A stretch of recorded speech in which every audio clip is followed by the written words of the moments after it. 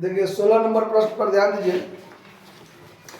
16 number में कहता है कि एक फैक्ट्री में कारखाना ऊपरी व्यय श्रम का 60%, कार्यालय ऊपरी व्यय कारखाना लागत का 20%, कुल व्यय निम्न प्रकार हुआ। मटेरियल जो है 2 लाख, लेबर 1.5 लाख, कारखाना व्यय और कार्यालय व्यय दिया गया है।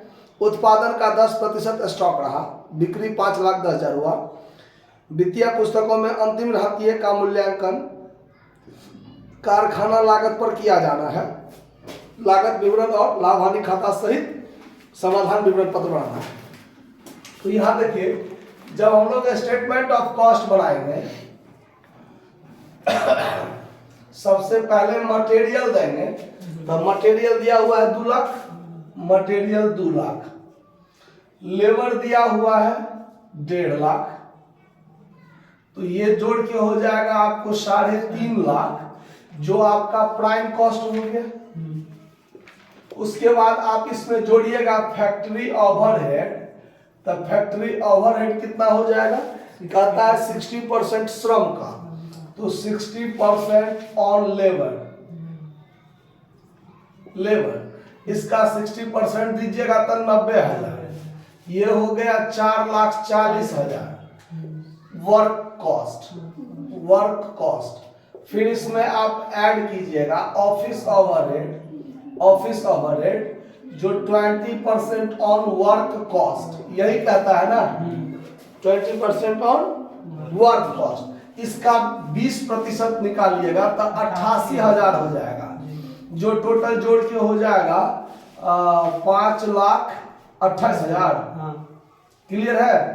5,28,000 ये हो गया आपका कॉस्ट ऑफ प्रोडक्शन। सवाल में कहता है कि 10% उत्पादन का 10% क्लोजिंग स्टॉक होता है, तो यहां पर आप लेस कीजिएगा closing stock of finished goods कितना का, तो 10% प्रोडक्शन का, तो ये जो प्रोडक्शन है इसी का 10% ना 52,800 होगा कि नहीं होगा। तो 5,28,000 में से 52,800 आप घटा दीजिए, तो 4,75,200, 4,75,200 ये हो गया आपका टोटल कॉस्ट।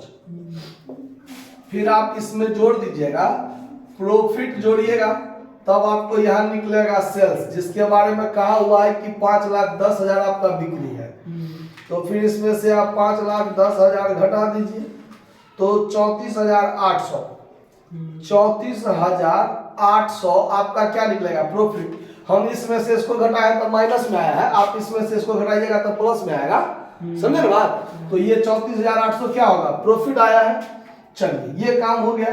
अब आपको बनाना है ट्रेडिंग एंड पीएल अकाउंट। तो जब आप इसमें ध्यान दीजिए,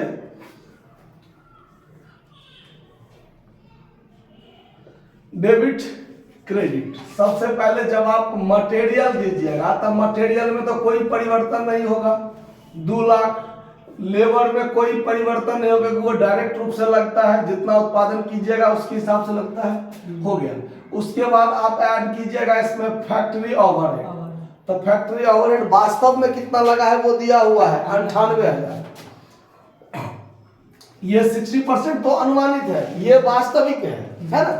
तो कॉस्ट, चूंकि सवाल में क्लोजिंग स्टॉक का चर्चा है, इसीलिए यहां पर आप बाय सेल्स लिखिएगा 5,10,000, और यहां पर आप लिखिएगा क्लोजिंग स्टॉक। तो आपका जो होगा टोटल खर्चा, तो टोटल खर्चा तो आपका ये है कि नहीं। तो आप यदि इसको जोड़िएगा तो 3.5 लाख में 98,000 जोड़िएगा, 3.5 लाख में 98,000 जोड़िएगा तो 4,48,000 होता है, 4,48,000।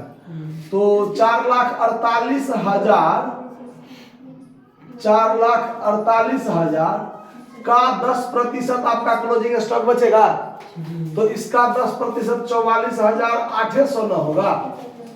अब इसका ग्रॉस प्रॉफिट निकालिए, तो 5,54,800 5,54,800 और यहाँ निकलेगा आपका ग्रॉस प्रॉफिट।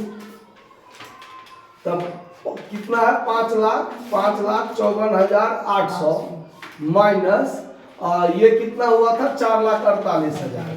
4,48,000 आप घटा दीजिए तो 1,06,800। 1,06,800 ये निकला आपका ग्रॉस प्रॉफिट।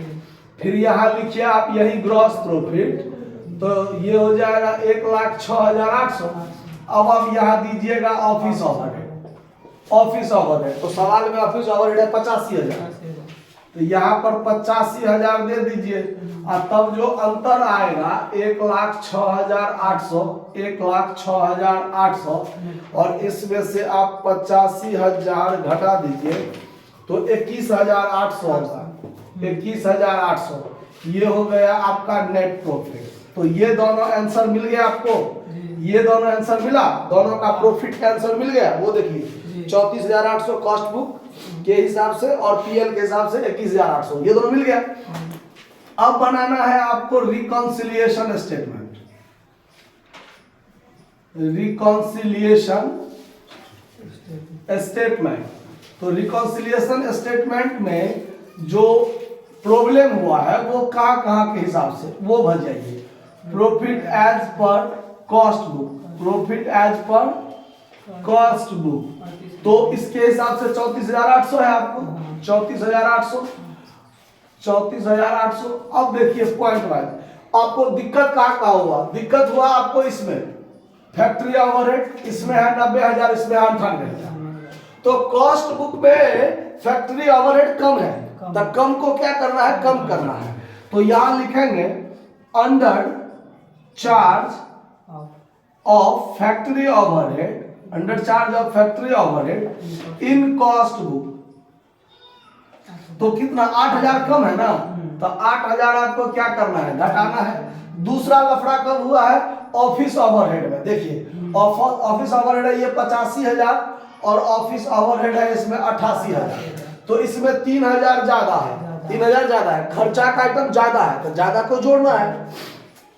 तो दूसरा point over charge of office overhead, office overhead in cost book. 3,000 ज्यादा है तो 3,000 को जोड़ना है। तीसरा लफड़ा कब हुआ है, क्लोजिंग स्टॉक के टाइम में। क्लोजिंग स्टॉक इसमें देखिए 52,800 और इसमें है 44,800। 52,800, 44,800 तो है दोनों में, लेकिन इसमें ज्यादा है। और क्लोजिंग स्टॉक को आमदनी के रूप में काम करते हैं। तो आमदनी का नियम क्या कहता है, यदि ज्यादा है तो घटा दो और कम है तो जोड़ दो। तो और उसके लिए क्या, इसमें ज्यादा है ना, तो ज्यादा है तो ज्यादा को क्या करेंगे, घटाएंगे। लिखेंगे क्या, तो ओवर, इसमें ज्यादा है ना ओवर, और इसके लिए वैल्यूएशन शब्द का प्रयोग करते हैं। Over valuation of closing stock in cost book. कितना ज्यादा है, तो ये 52,800, ये 44,800, इसमें 8,000 ज्यादा है। तो 8,000 ज्यादा है तो 8,000 इसमें से क्या करेंगे, ज्यादा है तो कम करेंगे, ज्यादा है तो कम करेंगे। अब देखिए अब अंतर क्या हुआ, तो 34,800 और 3,000, तो 34 और 3 मिला के हो गया 37,800। 37,800 ठीक है, 37,800 और इसमें से घटेगा कितना, 16,000, तो माइनस कर दीजिए 16,000। 21,800 के लेवल पर पहुंच गए हम, जो हमारा फाइनेंशियल बुक के हिसाब से है। यहां लिख देंगे profit as per financial book. क्या कोई कष्ट है समझने में? नहीं। कोई दिक्कत किसी भी प्रकार का, नोट कर लीजिए। धन्यवाद।